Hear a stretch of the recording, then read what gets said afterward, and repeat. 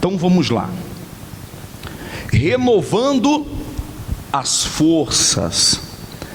A caminhada da fé é árdua e com lutas constante.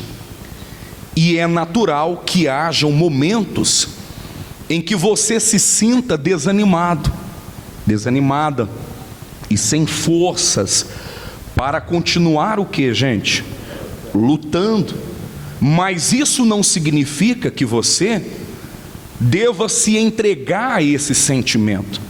É preciso renovar suas forças para continuar nessa o que, gente? Caminhada. Olha para mim, por favor.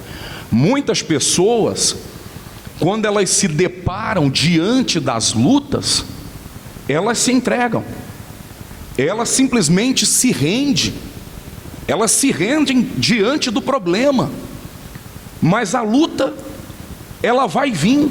Jesus, ele disse que o dia mau, ou as lutas viriam, tanto para o justo, como para o perverso. Então não pense que pelo fato de você estar na igreja, você agora é um membro da igreja, que você serve a Deus, que agora não é para ter mais luta.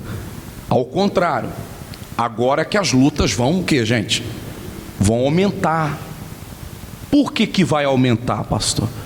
Simplesmente por duas situações. Primeiro, porque você agora está se tornando mais forte. Amém? Então a luta tende a ser maior, porque você está se tornando cada vez mais, e as lutas se tornam maiores. Segundo, porque antes você não lutava, antes você e eu perdíamos, e agora você decidiu lutar. E existe alguém, que é o diabo, que não aceita perder sua vida, sua casa, sua família, sua saúde, sua vida econômica. Então o diabo, ele vendo que você está determinado a vencer, ele vai fazer de tudo para você desanimar, com palavras de dúvida, pensamentos negativos, fazendo você olhar para a situação, para a circunstância, para você se deparar diante do problema e culpar Deus. Poxa, meu Deus, mais um problema, mais uma luta. Poxa, não é possível, eu estou orando, eu estou buscando, estou indo na igreja, parece que quanto mais eu oro, pior fica. Não é. É que agora você tem Deus para poder te fazer forte para vencer as lutas. Então elas são maiores? Sim. Mas a diferença é que se você olhar para Jesus, você vai vencer. Se você olhar para as dificuldades, você fracassa.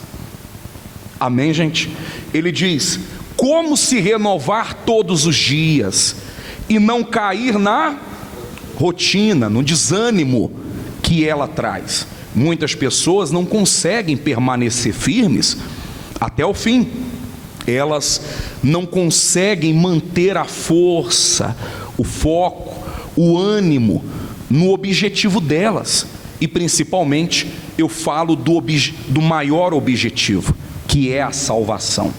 Do que adianta alcançar mundos e fundos e no final perder o que, gente? A eternidade.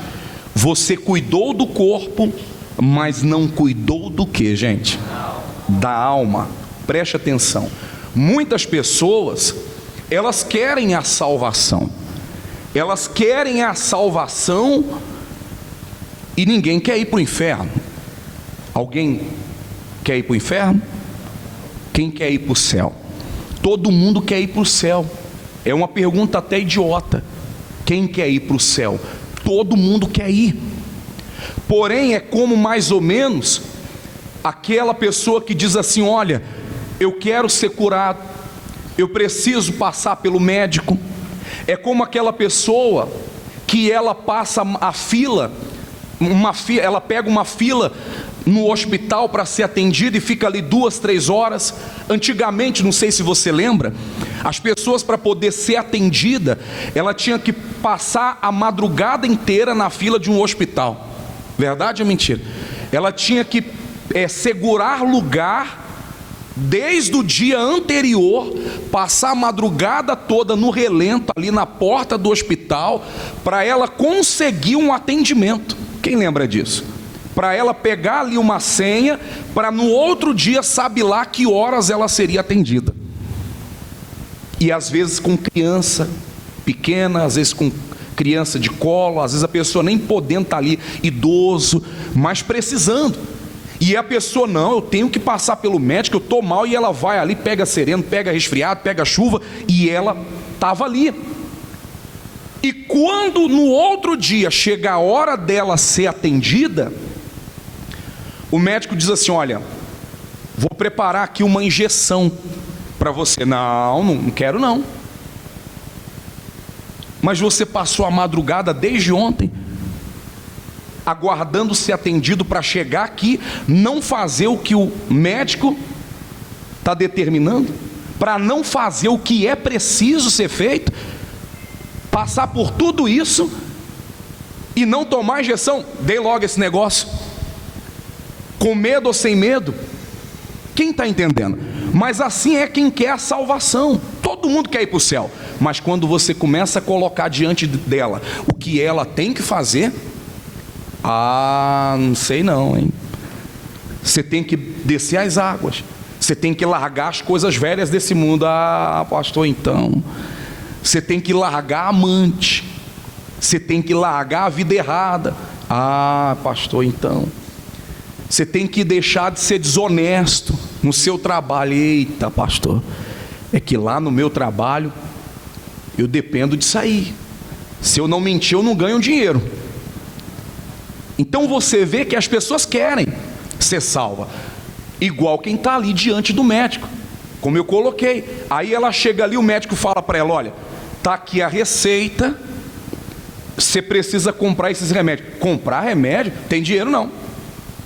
Não tem outro jeito não? Então a pessoa foi fazer o que? Ela achou o quê? Que o médico ia fazer um milagre? O médico iria passar para ela algum remédio, sim ou não? Ou então o médico passa a receita para ela. Esse já é outro grupo de pessoas. Ela até compra o remédio, mas não toma. Então ficou fazendo o quê? A madrugada inteira para poder ser atendido, para chegar na hora e não obedecer. Não faz sentido. Eu queria entender isso. Como a pessoa, querendo algo, ela não consegue atender, obedecer o que ela tem que fazer. Só isso, faça isso e estará resolvido. Há quem até comece a tomar, compra o remédio, gasta um dinheiro caro, um dinheiro nos remédios que são caros, toma 2 dias, era para tomar 7, ela toma 2 dias, verdade ou mentira? Não, já está bem, já estou bom já. Remédio é ruim pra caramba. E ela não continua tomando. Custa tomar, fazer o tratamento direitinho, tomar o remédio que tem que tomar, ruim ou não, com gosto ruim ou não, é o que vai te fazer ficar bem, é o que vai te deixar bem. Mas o que é difícil para as pessoas é entender isso, que o que vai fazer bem para ela, talvez ela vai ter que fazer um sacrifício maior, ela vai ter que obedecer, ela vai ter que se renunciar, ela vai ter que se entregar. O apóstolo Paulo afirmou: por isso não desfalecemos, mas ainda que o homem exterior se corrompa, o interior, contudo, se renova de dia em dia, como está em 2 Coríntios 4,16. Em outras palavras, apesar de tudo o que ele e os demais discípulos viviam, que era muito maior do que o que vivemos nos dias de hoje, eles não desfaleciam, eles permaneciam até o que, gente? Até a morte, e morte agressiva, como Paulo, que foi decapitado. E nós entramos em uma rotina de vida, de trabalho, em que todos os dias são o quê? São iguais. Então, como manter o ânimo apesar disso. O segredo para não desfalecer diante da rotina é se renovar interiormente, olhar para frente, no futuro da sua alma, e não o que, gente? E não atrás. Olha para mim. Então você vê que a única maneira, uma das formas de você não desanimar, não desfalecer, é você justamente não olhar para as situações que vão surgir, as lutas, e digo mais, não só os problemas que você tem e que com a fé você vence, mas vão surgir problemas. O cristão, ele há de passar por problemas que a fé não resolve, que a oração não vai resolver. Perseguição por ser cristão, nós ainda não estamos vivendo, mas pode estourar a qualquer momento. O mundo gira, as coisas estão mudando, e se levanta uma perseguição contra os cristãos. Então essa será a maior luta: perseguição, injustiça, calúnia, prisão. Então é quando você começa a ler a Bíblia e meditar, é que você vê que os seus problemas não são nada, os nossos problemas não são nada, comparado aos problemas que os discípulos passaram, que Jesus enfrentou. Quem está entendendo? Não é nada. Então a gente entende que, e você consegue separar uma coisa da outra. Espera aí, o que a fé resolve e o que é um problema que não tem jeito? Eu vou ter que resistir. Perseguição, injustiça no meu trabalho, pessoas criticando você por ser da igreja e etc. Então quando você consegue diferenciar uma coisa da outra, separar suas lutas das lutas que você passa por crer na palavra, você começa a lutar, usar a fé, orar, e esses problemas começam a ser nada. Amém, gente? E você começa a se fortalecer mais, se preparando para uma verdadeira luta que um cristão vai passar, ou que um cristão pode o quê? Passar. Amém, gente? Que é ser perseguido por causa da palavra, ser perseguido por causa de Jesus. Ele diz: você não vai conseguir renovar as forças olhando para o passado. É como Paulo diz: prossigo para o que, gente? Para o alvo, como está em Filipenses 3,14. Quando você tem um alvo, naturalmente você vai renovar as suas forças, porque você sempre vai olhar a distância entre você e aquele alvo. Mas os que esperam no Senhor renovarão as forças, subirão com asas como águias, correrão e não se cansarão, caminharão e não se fadigarão, como está em Isaías 40:31. Olha para mim, você vê que ele diz que se nós aqui mantermos o foco da nossa salvação, nos mantermos na fé, de pé, sem olhar para trás. Ele mesmo disse para Josué, ele orientou: não se desvie nem para a direita e nem para a esquerda, mas medita nessa palavra dia e noite, se mantenha na fé, no Espírito, para que sejais bem-sucedido em tudo. Você sabe que nós buscamos ser bem-sucedido em tudo. Todo mundo quer ir bem em tudo, mas sem a força, sem a devida força que vem de quem, gente? De Deus, o vigor que vem de Deus através do Espírito Santo, a gente não vai ter sucesso em nada. Não vamos ser bem-sucedidos em nada, nem na vida econômica, nem na saúde, porque Ele é saúde, Ele é quem dá saúde a esse corpo, é Ele quem renova a nossa saúde, é Ele quem cura, É Ele quem renova o casamento, quem transforma, quem faz a transformação da água para o vinho, uma família transformada, a salvação da alma. Mas tudo isso requer uma entrega da pessoa, o sacrifício por parte dela, a renúncia da velha vida, do velho eu. Não tem jeito. É como ele disse: renovarão as suas forças, subirão com asas como águias. Como é que nós vamos subir para a glória? Como é que a nossa vida vai subir, vai decolar em todos os sentidos? Como a nossa vida vai mudar, vai melhorar, se não nos tornarmos como as águias, que aqui ele diz? Como assim, pastor? As águias, elas chegam numa certa idade em que elas já estão praticamente sem condições nenhuma de continuar a sua tarefa diária, que é caçar. Ela começa a perceber que a sua visão já não é mais a mesma. Quando ela vai em busca de um predador, as suas garras já não agarram mais como antes, as suas asas já não têm tantas forças para agarrar um animal maior e levar para o alto.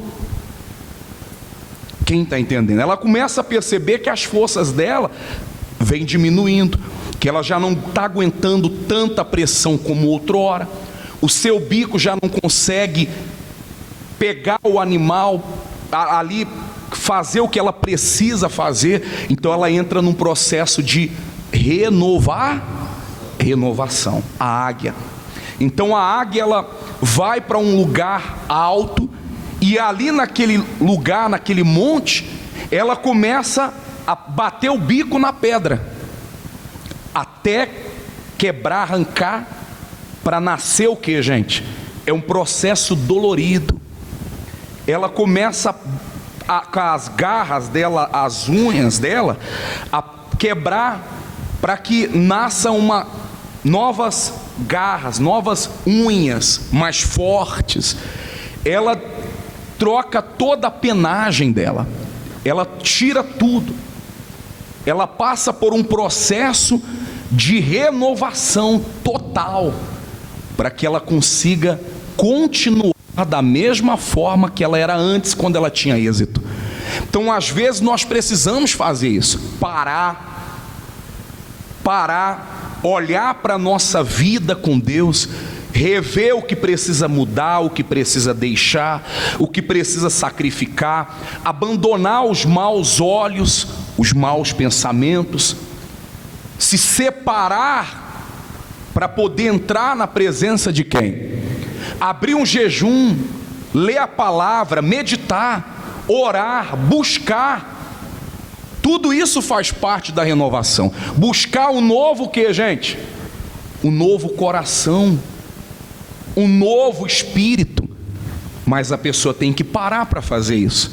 Se a águia não parar por um tempo para sofrer essa renovação, e ela provoca isso, e é ela quem provoca essa mudança, não é natural. E quem é que tem que provocar essa nossa mudança? Faz assim, é você mesmo. Você tem que provocar. Você precisa reconhecer, olhar para si mesmo, para dentro de você, o que precisa mudar em mim, Senhor. Me mostra, se revela a mim. Eu quero me tornar um novo homem. Se for necessário, eu quero descer as águas, começar tudo de novo, um novo homem, uma nova mulher. É assim que a obra começa, quando a pessoa reconhece que ela precisa mudar. Ela provoca a mudança, ela começa a orar, ela começa a jejuar, ela começa a fazer propósito com quem? Com Deus. Quando ela percebe que ela está ficando fraca, que diante do predador ela está quase virando a presa. Quem está entendendo? Então é quando você começa a perceber: espera aí, eu estou vencendo essa guerra contra o diabo ou eu estou perdendo? Você que talvez já foi forte, já foi uma pessoa destemida, uma pessoa de fé, talvez hoje você está quase virando a presa, o diabo está quase te vencendo. Ele termina dizendo: Deus promete forças e vigor aos seus filhos, para que eles tenham o que, gente? Capacidade de lidar com as lutas do que, gente? Da vida. O Senhor garante restaurar o ânimo e fortalecer aqueles que lhe pertencem, para vencerem as tentações e assim chegarem ao alvo, que é o reino dos céus. Assim, para ilustrar a força que aqueles que o buscam possuem, ele usa o exemplo da águia. Essa ave é conhecida por manter seu vigor, até mesmo em idade, o que, gente? Idade avançada. Ela alça voos, rasgando os céus e suportando as pressões, e por isso se destaca entre as demais. Portanto, de igual modo, quem nasce de Deus encontra condições de resistir a tudo, sem perder o que, gente? Então você vai sofrer pressões. Olha para mim, você vai sofrer pressões no seu trabalho, pressão espiritual, pressão das pessoas, você se sentir pressionado, o diabo usar pessoas, trabalhar para tentar te pressionar, para te empurrar para fora do reino de Deus, o qual você já vem aí talvez há anos nessa trajetória, na fé, na caminhada da fé, e talvez chegando no momento que você pensa, o diabo até se coloca na sua cabeça, é melhor chutar o balde, é melhor jogar tudo para o ar, e tudo isso porque está lhe faltando forças, não está aguentando a pressão. Então a águia sofre essa renovação para ela continuar aguentando a pressão e continuar tendo êxito sobre o predador. Quem está entendendo? Ou sobre as presas. Mas é como aqui ele disse: Deus promete dar forças e vigor aos seus filhos. Ele não promete tirar as lutas, tirar ou anular as pressões, perseguições, injustiças. Ao contrário, ele disse: aquele que me seguir vai passar pelo que eu passei. Calúnia, difamação, perseguição, injustiça, prisão. O cristão vai passar por tudo isso. Amém, gente? Essa é a prova da fé. Se alguém aí fora, em alguma denominação, disse que prova da fé é você ser provado com doença, não sabe do que está falando. Ah, irmão, isso é provação. Não, provação da fé é perseguição, e você se manter na fé. É a pressão, porque você é de Deus e estão ali te pressionando, e o diabo está ali trabalhando forte, inclusive na tua mente, tentando colocar dúvida, te tentando, e você vai vencendo com a palavra e amarrando o diabo. Amém? Entendendo que você tem que continuar sendo forte. Diga ao fraco: eu sou forte. É assim mesmo. E vós renoveis no espírito da vossa mente, diz o apóstolo Paulo em Efésios 4:23. Por isso, renove-se a cada dia, olhando sempre para o alvo, a salvação, e faz isso para que os filhos de Deus não se corrompam, nem se percam em sua jornada cristã. Amém?